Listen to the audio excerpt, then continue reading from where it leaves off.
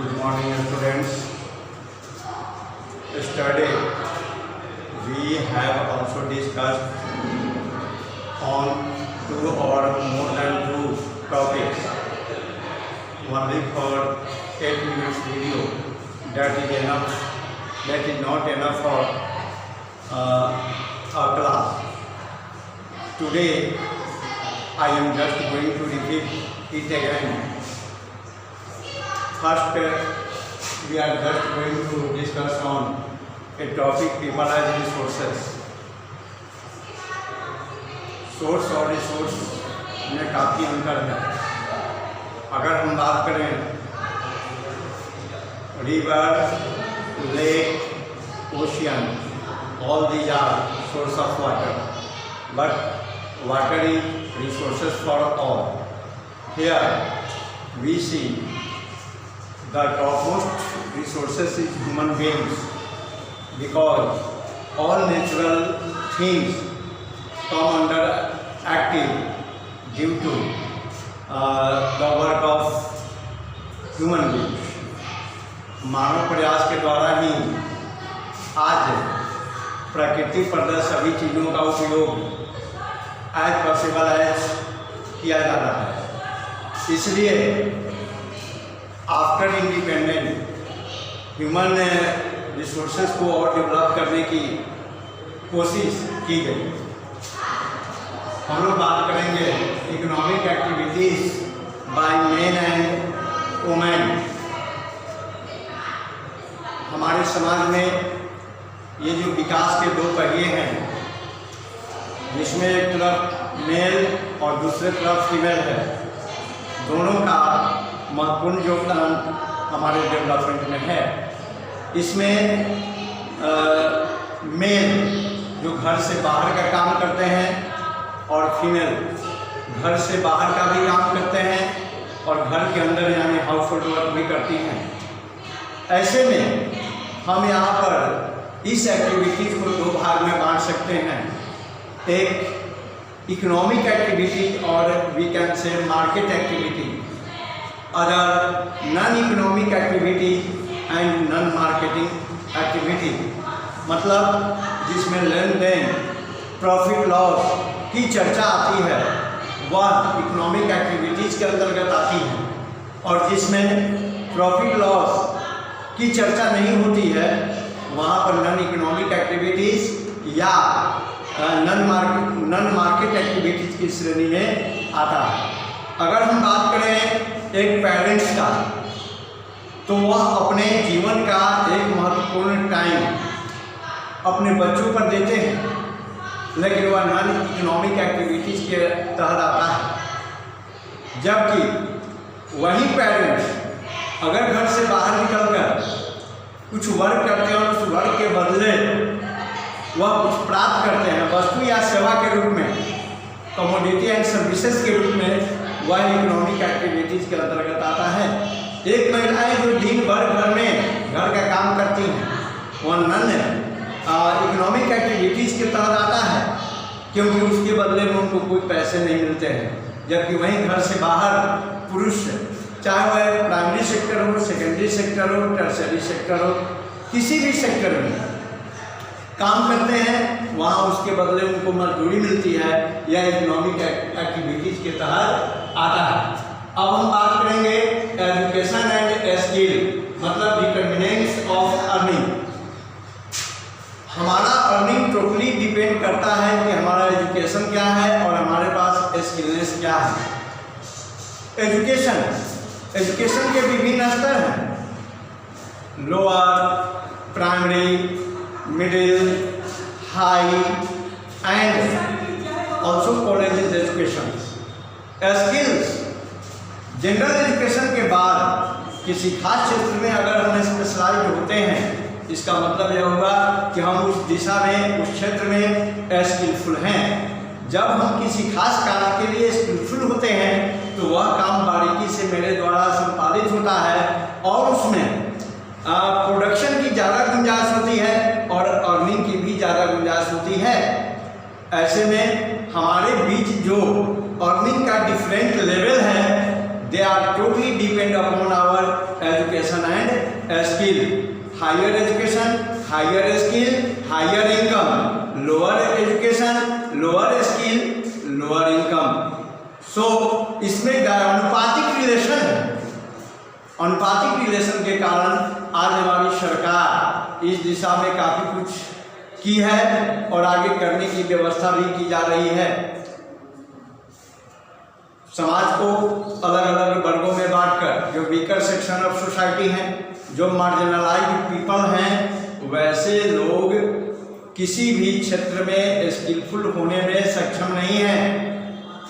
इसके लिए गवर्नमेंट की ओर से अलग ट्रेनिंग की व्यवस्था की गई है। मैट्रिकुलेशन लेवल पर वोकेशनल कोर्स की पढ़ाई है, इंटर लेवल पर वोकेशनल कोर्स की पढ़ाई है, ग्रेजुएशन लेवल पर भी इसकी पढ़ाई होती है। और अगर कोई व्यक्ति आगे की पढ़ाई नहीं करना भी चाहता है तो वह किसी खास क्षेत्र में स्पेशलाइज हो सकता है। अब जैसे प्रवेशिका यानी इंटरमीडिएट की पढ़ाई हम कर रहे हैं, अगर उसमें हम मत्स्य पालन फिशरी की पढ़ाई कर लेते हैं, इसका मतलब यह होगा कि एक खास क्षेत्र में हम स्पेशलाइज हो गए। अगर हमारे द्वारा उससे रिलेटेड कोई काम किया जाता है तो डेफिनेटली हमारा इनकम हाई हो जाएगा। अब हम बात करने जा रहे हैं क्वालिटी ऑफ पॉपुलेशन। आज जनरली एक समस्या प्रॉब्लम हो गया है कि हर लोग समान काम समान वेतन की चर्चा करते हैं। गवर्नमेंट इस दिशा में निगलेक्ट करती है, वह नहीं मानती है कि सभी के द्वारा कोई भी काम समान रूप से किए जा रहे हैं, जिसके कारण वेतन में डिस्पैरिटी रहती है, तनख्वाह में असमानताएं होती है। क्योंकि हमारे वर्क में क्वालिटी होनी चाहिए, हम में क्वालिटी होनी चाहिए। यह क्वालिटी हमें तभी होगी जब हम एजुकेशन के साथ प्रशिक्षित भी हों। चाहे वह प्रशिक्षण जिस दिशा में हम जो ऑक्यूपेशन अपनाना चाहते हैं, हमें देखना यह होगा कि उस ऑक्यूपेशन को अपनाने के लिए हमारे पास उचित लीगल स्किल है या नहीं है। तो हमारा अर्निंग टोटली डिपेंड करता है कि हमारी क्वालिटी क्या है। आज ग्रेजुएशन या पीजी या इसके अलावा अदर डिग्री, हमारे ही बीच के बहुत ऐसे लोग हैं जो हायर किए जाते हैं विभिन्न इंस्टीट्यूशन के द्वारा, और हमारे बीच के ऐसे लोग हैं जो सर्टिफिकेट होने के बाद भी उनकी इनकम बहुत कम है और उनकी डिमांड भी बाजार में बहुत कम है। इसके बहुत सारे रीजन हो सकते हैं, लेकिन सबसे बड़ा कारण इसका हो सकता है क्वालिटी। क्वालिटी ही हमारे सैलरी को, हमारे इनकम को इफेक्ट करता है। अब हम बात करने जा रहे हैं कि आखिर ये एजुकेशन जो स्वतंत्रता प्राप्ति के पहले लगभग 700 ईयर्स तक हमारा देश किसी न किसी दूसरे देश का अधीन रहा, जहां हमारा अपना एजुकेशन बिल्कुल खत्म हो गया, हमारा प्रोग्रेस खत्म हो गया, हमारा डेवलपमेंट बंद हो गया। लेकिन स्वतंत्रता प्राप्ति के बाद जो एक रूपरेखा, एक आकलन लिया गया, तो स्वतंत्रता प्राप्ति के बाद लगभग 1951 में हमारे यहाँ लिटरेसी रेट 16% था, जो 2010-11 में यह बढ़कर 74% हो गया। यह काफ़ी आशा के अनुरूप है, क्योंकि पिछले 70 वर्ष में हमने बहुत कुछ इस एजुकेशन के माध्यम से एडॉप्ट किया है। आज हमारी सरकार सेंट्रल स्कूल, नवोदय विद्यालय जैसी संस्थाओं का निर्माण किया है। हमारे सरकार का उद्देश्य है कि जो ग्रामीण बच्चे हैं उनमें प्रतिभा है, उस प्रतिभा को पहचानने की क्षमता नहीं है लोगों में, इसलिए उनका एक बेसिक लेवल पर कंपटीशन करके उनको नवोदय विद्यालय में डाला जाए, ताकि आगे भविष्य में वह देश के लिए कुछ कर सके। इसी रूप में नवोदय विद्यालय का गठन किया गया। तो सरकार का यह सकारात्मक कदम हमारे शिक्षा को और ऊपर ले जाने की दिशा में काम कर रहा है। अगर हम बात करते हैं मेल और फीमेल की, तो पहले तो हम बात करेंगे केरला की। केरला में 94% लोग लिटरेट हैं, शिक्षित हैं, तो स्वस्थ हैं। स्वाभाविक है कि जहाँ शिक्षा होगी वहाँ अच्छा स्वास्थ्य होगा, जबकि बिहार में ओनली 64% लोग लिटरेट हैं।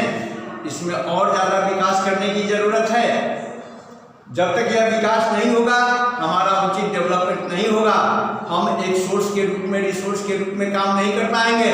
हम केवल लायबिलिटी बनकर रह जाएंगे।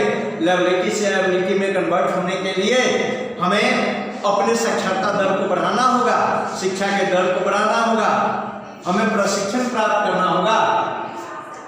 अगर हम मेल और फीमेल की बात करते हैं, हालांकि वर्तमान समय में गवर्नमेंट के पॉलिसी ने महिलाओं को, बच्चियों को बिल्कुल घर से बाहर निकालकर विद्यालय तक लाने में सफल हो गया है, क्योंकि अब विद्यालय में पोशाक योजना, छात्रवृत्ति, स्टाइपेंड इत्यादि की व्यवस्था की गई है, मध्याह्न भोजन की व्यवस्था की गई है, मुफ्त में साइकिल बांटी जा रही है। कुल मिलाकर के हम यह कह सकते हैं कि अब घर की महिलाएं, घर की बच्चियां अब विद्यालय आ रही हैं और विद्यालय आकर वह शिक्षा ग्रहण कर रही हैं। इसके बावजूद अगर मेल और फीमेल का कंपैरिजन हम करें तो आज भी मेल फीमेल की अपेक्षा मेल का लिटरेसी रेट 16% अधिक है। कमोबेश यही स्थिति अर्बन और रूरल एरियाज के साथ है। अर्बन एरियाज में भी 16.1% अर्बन एरियाज के लोग अधिक शिक्षित हैं अपेक्षाकृत रूरल एरियाज से। जबकि संक्षेप अर्थों में पूछा जाए तो आज रूरल एरियाज में भी प्रत्येक 1 किलोमीटर पर एक प्राथमिक विद्यालय की व्यवस्था की गई है। हर विद्यालयों में जरूरत के मुताबिक शिक्षक की नियुक्ति की गई है। शिक्षकों को समय समय पर प्रशिक्षित किया जा रहा है, विद्यालय को संसाधन से परिपूर्ण किया जा रहा है। इसके बाद भी यह डिस्पेरिटी जो हम देख रहे हैं, इसमें और ज़्यादा जागरूकता लाने की जरूरत है। अब हम लोग और इससे रिलेटेड कुछ और तथ्य रह गए हैं जो अगले क्लास में हम लोग इस चैप्टर को, इस लेसन को हम लोग कंप्लीट करेंगे। फिलहाल आप जब नोट्स तैयार करेंगे तो यह इकोनॉमिक्स का सेकंड चैप्टर है। First chapter the village of Palampur था, story of village Palampur. Second chapter है पीपल एज रिसोर्स। अब इसका आप क्वेश्चन आंसर कर सकते हैं। क्वेश्चन आंसर करने के लिए आपको पहले से ही हम बता चुके हैं कि you have to study each paragraph and also if you find out any important point, so you have raise question and also try to give the answer of such questions। आपको इस तरह से अपने कॉपी में तैयार करना होगा। प्रत्येक पैराग्राफ से 4-5 क्वेश्चन आपको स्वयं क्रिएट करने होंगे, उसका आंसर लिखना होगा। इस प्रकार से यह चैप्टर समाप्त होगा। Thank you.